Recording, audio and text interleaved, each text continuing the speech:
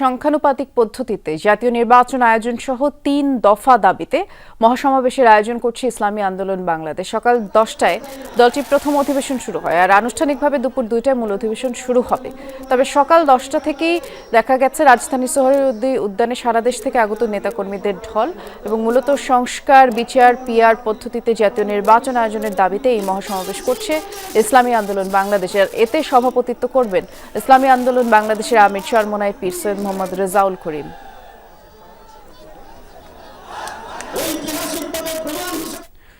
রাজধানীর সোহরাওয়ার্দী উদ্যানে ইসলামী আন্দোলনের এই মহাসমাবেশটি কভার করবেন আমাদের সহকর্মী রাব্বি সিদ্দিকী। তিনি আছেন সেখানে। রাব্বি, এই মহাসমাবেশ তো দুপুর 2টায় আনুষ্ঠানিকভাবে শুরু হওয়ার কথা আমরা যেমনটি জেনেছি, আপনি সমাগম কেমন দেখছেন? শ্রীলঙ্কা আবারও রপ্তানিতে শীর্ষে।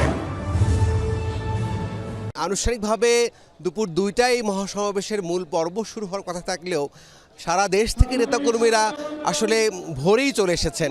আমরা দেখেছি সকাল 10টার মধ্যে এই সোহরাওয়ার্দী উদ্যানের যে মূল মঞ্চ, সেই মূল মঞ্চে কিন্তু নেতাকর্মীরা এসে বসে গেছেন এবং তারা তাদের নেতাকর্মীদের, তাদের যে প্রধান নেতৃবৃন্দ আছেন এই সংগঠনটির, তাদের বক্তব্য শোনার জন্য তারা এখানে বসে গেছেন। এবং 10টার পরপর থেকে কিন্তু এই মূল মঞ্চে নেতৃবৃন্দরা, জাতীয় নেতৃবৃন্দরা বক্তব্য রাখছেন এবং তাদের যে মূল যে দাবি, আপনি জানেন যে দাবি কিন্তু তাদের একটাই দাবি, সেটি হচ্ছে যে ভোট হতে হবে সংখ্যানুপাতিক ভিত্তিতে।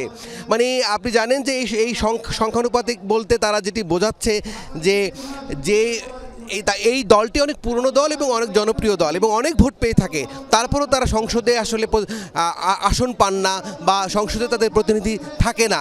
সেই রকম শুভঙ্করের ফাঁকে যেন না হয়, আসলে ভোটের শতকরা হার হিসেবে যেন সংসদের প্রতিনিধিত্ব থাকে, সেই দাবিতে তারা কিন্তু আজকের এই মঞ্চে মূল দাবিটি বলে তারা বলছেন। একই সাথে তারা বলছেন যে জুলাই হত্যার বিচার করতে হবে এবং সেই সাথে যে সংস্কার যে চলছে, সেই চলমান সংস্কার সেটি চালিয়ে যেতে হবে। কোনোভাবে তাড়াহুড়ো করে যেন তেনভাবে একটি নির্বাচন তারা চাচ্ছে না বৃষ্টি, তারা চাচ্ছে সুন্দর নির্বাচন, বস্তুনিষ্ঠ নির্বাচন এবং সেই সাথে গণহত্যার বিচার এবং মিথ্যা যে মামলা, সেই মামলা প্রত্যাহার করতে হবে। মোট কথা নির্বাচনী পরিবেশ হবে একটি সুন্দর দেশের মাধ্যমে এবং যেখানে সব দল তাদের চাওয়াগুলো আমরা শুনছিলাম আপনার মাধ্যমে। ধন্যবাদ রাব্বি।